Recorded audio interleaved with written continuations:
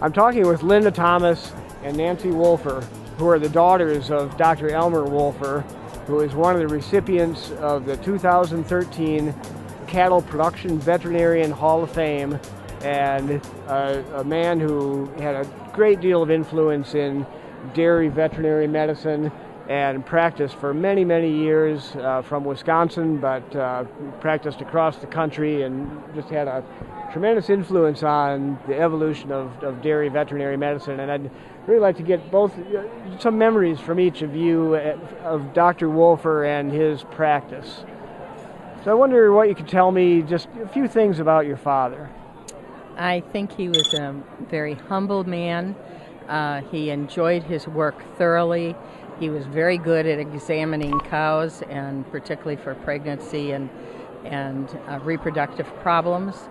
And I would say the one thing that struck me was that at the point where he won the Williams Amstutz Award, I kind of realized that he must have done some very important things in the industry. How about you?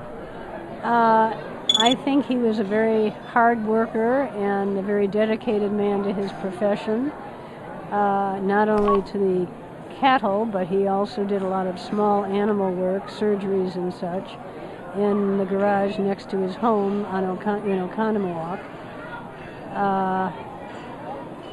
He did a great deal of traveling around the country with our mother, and went to many outstanding herds for many, many years. I'd imagine that with having the clinic right there at the house and in the garage, you got to see and experience some of the work that he was doing kind of on a day-to-day basis and probably at all hours. Actually, I did a lot of work with him. I assisted him in surgery on a regular basis until I was out of the house.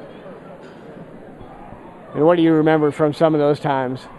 Well, I remember when we lived in Oconomowoc that I helped. He was the editor of the veterinary section for Hoard's Dairyman, which came out of Fort Atkinson, Wisconsin. And I would do a lot of cutting and pasting of the articles because he wanted to keep track of them.